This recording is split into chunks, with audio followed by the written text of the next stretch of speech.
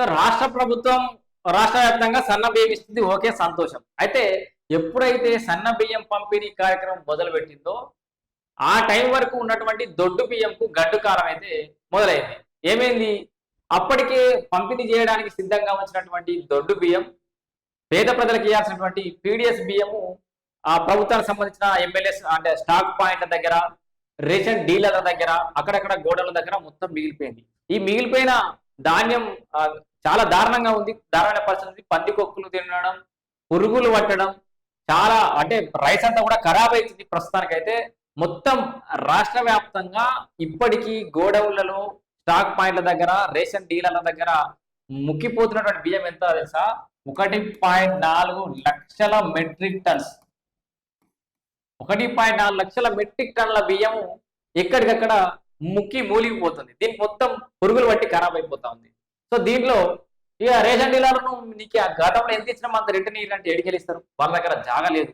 మళ్ళీ ఈ మధ్య కాలంలో 3 నెలల బియ్యం ఒక్కటిసారి ఇవ్వాలని చెప్పేసి 2-3 సార్లు ఇచ్చారు. ఇప్పటికే ఈ 3 నెలల స్టాక్ ఒకటేసారి తెచ్చుకునే వరకు ఆ బియ్యం పెట్టాలి, ఈ బియ్యం పెట్టాలో తెలియని పరిస్థితి. కొంతమంది తిక్కొట్టుకొచ్చి అక్క రేట్ల రూమ్లనో ఆడనో ఈడనో పడేసారు. అవి కూడా ఖరాబ్ అయిపోతున్నాయి. ప్రభుత్వం నిల్వ చేసిన జాగ్రత్త కూడా ఖరాబ్ అయిపోతున్నాయి. ఈ నిల్వ ఉన్న బియ్యం యొక్క వర్త్ ఎంత తెలుసా? అంటే వాల్యూ తెలుసా? దాదాపు ఒక 400 కోట్లు. సో 400 కోట్ల రూపాయల విలువైన దొడ్డు బియ్యం అంతా ఖరాబ్ అయిపోతుంది. ఇది 400 కోట్లు ఇప్పుడు 300 కోట్లకు వచ్చిందో 200 కోట్లకు వచ్చిందో. టెండర్ పిలిస్తే ఎవరికైనా అమ్మితే గన్నే పైసలు వస్తాయి. ఇప్పుడు సెకండ్ హ్యాండ్ మనం బండ్లు అమ్మితే ఎట్లా వస్తుంది? ఏదైనా వెహికల్స్ అమ్మితే ఎట్లా ఉంటాయి? బియ్యం అమ్మితే ఎట్లుంటుంది? గట్లే ఉంటుంది కథ. 400 కోట్ల రూపాయల విలువ చేసే బియ్యాన్ని ఇప్పుడు 100 కోట్లకు కూడా ఎవరు కొనే పరిస్థితి లేకుండా ఇంకా ఆలస్యమైన కొద్ది 50 కోట్లు కూడా రావు. అందుకే ప్రభుత్వం దీని మీద తొందరగా ఏదైనా ఆలోచన చేసి ఎక్కడ అంటే మొత్తం ఎంతున్నాయి ఒక అంచనా ప్రకారం బల్క్లో ఒకరికి ఏదైనా ఒక కంపెనీకి అమ్మేయడమా, లేకపోతే ఈ ఆకాశం ముందట ఉచితంగా పంపిణీ చేసిన అప్పాలు సగనాలకన్నా అవుతుంది తెలంగాణలోకి. ఆలోచన ఏకపాయ ప్రభుత్వం ఇప్పుడు ఏమొస్తుంది? ఆ బియ్యం అని ఎవరు తింటారు? అటు ప్రభుత్వానికి లాభం జరగక, ఇటు పేద ప్రజలకు లాభం జరగక, ఈ బియ్యం అంతా పందికొక్కుల పాలు, పురుగుల పాలు కాబట్టి అటేటో వేరే దేశాలకు ఎక్స్పోర్ట్ చేస్తున్నామన్నారు ఉత్తమ్ కుమార్ రెడ్డి గారు. ఇప్పుడు ఈ ఉన్న బియ్యాన్ని కూడా ఎవరికైనా ఎక్స్పోర్ట్ పాపం పేద దేశాలకు పంచిపెట్టారు. కనీసం ఈ 400 కోట్ల రూపాయలు వేసే బియ్యం ఆఫ్రికా దేశాలకు, ఇంకో అంటార్కిటా దేశాలకు కనీసం పేరవుతుంది. మరి మురిగిపోకుండా ముక్కిపోకుండా ఆ నిర్ణయం అనేది తీసుకోవాలి. 15 నెలల నుంచి దాదాపుగా 15 నెలల సన్న బియ్యం ఇచ్చినప్పటి నుంచి దొడ్డి బియ్యం అక్కడనే ముక్కిపోతున్నటువంటి పరిస్థితి.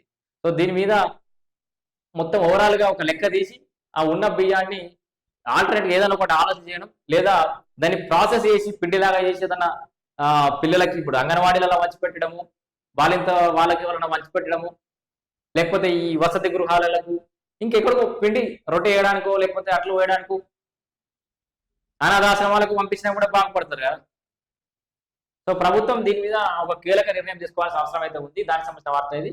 పేదల ఆకలి తీర్చేందుకు ప్రభుత్వం అందిస్తున్న రేషన్ బియ్యం అధికారుల నిర్లక్ష్యంతో పురుగులపాలు అవుతుంది.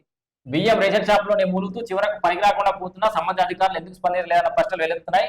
ఒక్క రంగారెడ్డి జిల్లాలోని ఒక్క తలకొండపల్లి మండలంలోని 26 రేషన్ షాపులకు గాను 23 షాపులలో ఎంత 558.58 క్వింటాల దొడ్డు బియ్యం నిల్వలు ఉన్నట్లు చెప్తారు. వీటి విలువ సుమారు 17.06 లక్షల కోట్లదట. సన్న బియ్యం వచ్చి దొడ్డు బియ్యం మిగిలి. సో ఈ 15 నెలల నుంచి ఈ బియ్యం ఆనే ఉంది. ఇగో రేషన్ షాపుల పరిసరాల్లో ఉండే ఇళ్లలో కూడా పాకడంతో ప్రజలు, మహిళలు చిదరించుకుంటున్నారు. ఏంటి ఈ పురుగులు? రేషన్ షాపులే కాదు, రేషన్ షాపు చుట్టుపక్కల ఉన్న వాడల గల్లీలో అందరి ఇళ్లలో పోతున్నాయట. ఒక దశలో పురుగు ఎక్కువ కావడంతో కనీసం ఇంట్లో నిద్రించడానికి కూడా వీలు లేకుండా పోతుంది. సుమారు 15 నెలలుగా ఆ బియ్యం నిల్వలు అధికారులు సకాలంలో తరలించకపోవడంతో బియ్యం చేరిన పురుగు మొత్తం సన్న బియ్యం నిల్వల్లోకి చేరే పరిస్థితి కూడా వెళ్తుంది. అయిపోయింది ఉన్నది. ఇప్పుడు ఖరాబ్ అయిన పండ్ల పక్కపండి మంచి పండ్లు కూడా పెడితే ఆ పండు అన్ని పండ్లను ఖరాబ్ చేస్తుంది. అట్లనే ఈ రేషన్ ఖరాబ్ అయిన దొడ్డు బియ్యం పెడితే పంపిణీ చేయాల్సిన సన్న బియ్యం కూడా ఖరాబ్ అవుతుంది. అది వాయి ఇది వాయి. ఆహారం పురుగులకు ఆహారం బియ్యం అని చెప్పేసి అయితే చూస్తుంది. మరి ఎన్ని నెలలు గడుస్తున్నా? 15 నెలలు అంటే దాదాపు సంవత్సరం దాటిపోయింది. ప్రభుత్వం దీని మీద ఒక తొందరగా నిర్ణయం తీసుకొని ఇది ఉపయోగాలు తీసుకురావాలని చెప్పేసి